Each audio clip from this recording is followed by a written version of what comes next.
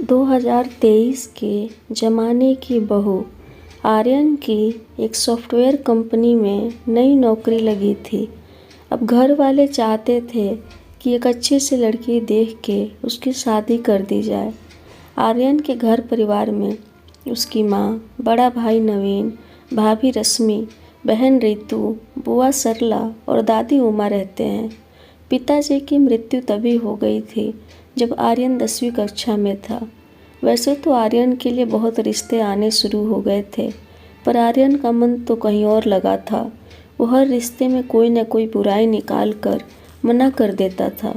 परेशान होकर उसकी भाभी ने पूछ ही लिया, भैया अगर कोई और पसंद हो तो बता दो, क्यों घर वालों को और लड़की वालों को परेशान कर रहे हो। आर्यन जान गया कि वो अब सही वक्त आ गया है घर वालों को सपना के बारे में बताने का। सपना अपनी पढ़ाई पूरी करके फैशन डिज़ाइनिंग का कोर्स कर रही है। घर की इकलौती लड़की है। पिता पुलिस डिपार्टमेंट में उच्च पद पर हैं, पर बचपन में ही मां का साया सर से छिन गया है। सपना और आर्यन की मुलाकात का किस्सा भी बहुत रोचक है। आर्यन जहां बहुत ही शांत स्वभाव का है, वहीं सपना बहुत ही चंचल स्वभाव की है। दोनों की मुलाकात एक दोस्त की शादी में हुई थी। बस तभी से वो आर्यन के दिल में बस गई। आर्यन अपने दोस्त अमन की तरफ से और सपना लड़की वालों की तरफ से यानी कि गामिनी की सहेली थी, तो वहाँ दोनों की मुलाकात हुई। अमन ने ही गामिनी को बोल के दोनों की बात करवाई। धीरे धीरे ये दोस्ती प्यार में बदल गई। दोनों में तय था कि जैसे ही आर्यन को नौकरी मिल जाती है, वैसे ही वो दोनों शादी की बात करेंगे। आज वो टाइम आ गया था। आर्यन ने अपने घर में सपना के बारे में बताया। सपना से तो किसी को परेशानी नहीं थी, पर उन्हें ये डर था कि इतने अमीर बाप की बेटी कैसे इस परिवार की जिम्मेदारियां संभालेगी। दोनों बच्चों की मर्जी से शादी भी तय हो गई। सपना और आर्यन दोनों बहुत खुश थे। आज वो शादी के बंधन में बंधने जा रहे थे। शादी के बाद सपना घर में आई।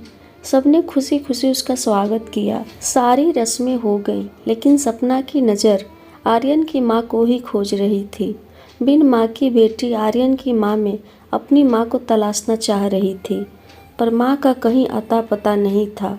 सपना ने सोच के तसल्ली दी खुद को कि हो सकता है माँ घर के कामों में व्यस्त होगी। दूसरे दिन सत्यनारायण की कथा होनी थी।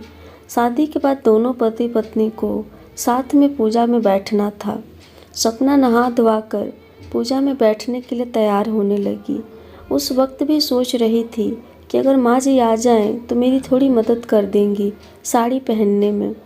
तभी बुआ जी ऑर्डर देती हुई आई कि जल्दी से तैयार होकर नीचे आ जाओ।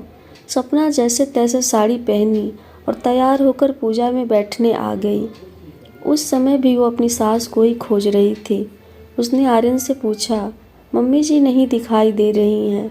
तभी आर्यन से बोलने से पहले ही बुआ जी बोल पड़ी, सपना तुम्हारी सासू माँ अपने कमरे में है। ऐसे शुभ काम में विधवाओं को शामिल नहीं किया जाता। ये सुनते ही सपना को बहुत गुस्सा आया। वो तुरंत अपनी सास के कमरे में जाकर उनका हाथ पकड़कर पूजा वाले स्थान पर ले आई। हर आर्यन की माँ ने सपना को बहुत मना किया, लेकिन वो बिल्कुल नहीं मानी। बुआ जी सपना की इस हरकत पर बहुत गुस्सा हुई। हे भगवान, ये लड़की आते के साथ अपनी मनमानी शुरू कर दी। अरे कोई शर्म हया है या नहीं? ये कोई ना कोई अनहोनी करवा के ही रहेगी घर में। बड़ों की बातों में और रीति रिवाजों में दखल देना यही सिखाया गया है क्या? पंडित जी भी घोर कलयुग कहकर अपनी जगह से उठ गए।